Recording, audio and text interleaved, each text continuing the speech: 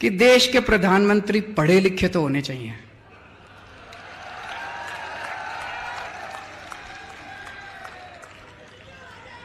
होने चाहिए कि नहीं होने चाहिए? अगर देश के प्रधानमंत्री पढ़े लिखे होते तो उनको शिक्षा का महत्व पता होता कि शिक्षा कितनी जरूरी है देश के विकास के लिए।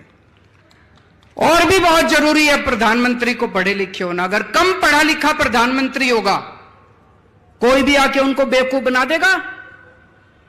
कोई आके बोलेगा सर आप नोटबंदी कर दो, भ्रष्टाचार खत्म हो जाएगा। अब अगर कम पढ़े लिखे प्रधानमंत्री, उनको समझ ही नहीं है, वो नोटबंदी कर दी उन्होंने, भ्रष्टाचार खत्म हुआ, वैसा का वैसा है, समझ ही नहीं। पढ़े लिखे प्रधानमंत्री होंगे, उनको अर्थशास्त्र की जानकारी होगी, विज्ञान की जानकारी होगी, टेक्नोलॉजी की जानकारी होगी, साइंस की जानकारी होगी। कम पढ़े लिखे प्रधानमंत्री होंगे, कोई भी बेवकूफ बना के चला जाएगा। कोई आके बोलेगा प्रधानमंत्री जी नोटबंदी कर दो, आतंकवाद खत्म हो जाएगा। हुआ आतंकवाद खत्म? लाइनों में लगा दिया, पूरे देश में धंधे बंद हो गए, चौपट हो गया पूरा देश। इतनी बेरोजगारी हो गई, लोगों के धंधे बंद हो गए, लाइनों में लोग मर गए। ना भ्रष्टाचार खत्म हुआ, ना आतंकवाद खत्म हुआ। कम पढ़े लिखे प्रधानमंत्री होंगे, कोई आके कहेगा प्रधानमंत्री जी सबसे थाली बजवाओ, जो तरंगे निकलेंगी उससे कोरोना भाग जाएगा। पूरे देश से थाली बजवा दी, चम्मच थाली सारा देश। बोले प्रधानमंत्री कह रहे हैं तो होगा ही कुछ, भागा कोरोना। इसीलिए मैं कह रहा हूं देश के प्रधानमंत्री को पढ़े लिखे होना बहुत जरूरी है। पुरानी पिक्चरों में देखा होगा आपने, पुरानी पिक्चरों में क्या होता था? एक विलेन होता था, एक गुंडा होता था, एक ईमानदार इंस्पेक्टर होता था। गुंडा बड़ी कोशिश करता था ईमानदार इंस्पेक्टर को अपने कब्जे में करने की, मानता ही नहीं था।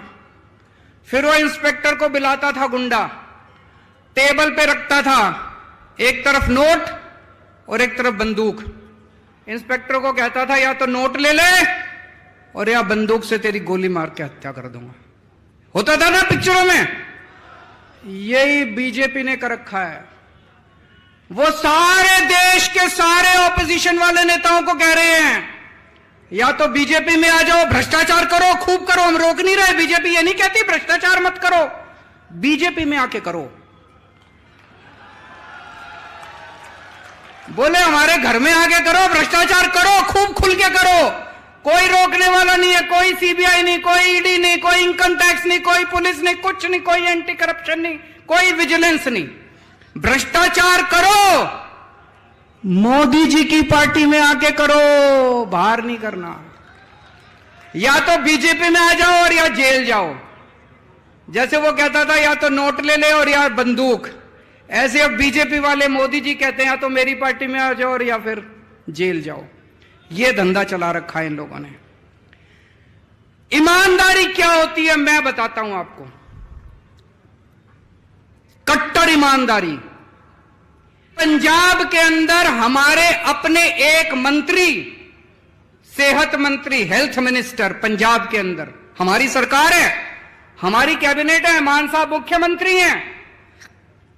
एक दिन भगवंत मान को कहीं से पता चला कि उनका सेहत मंत्री कुछ गड़बड़ कर रहा है।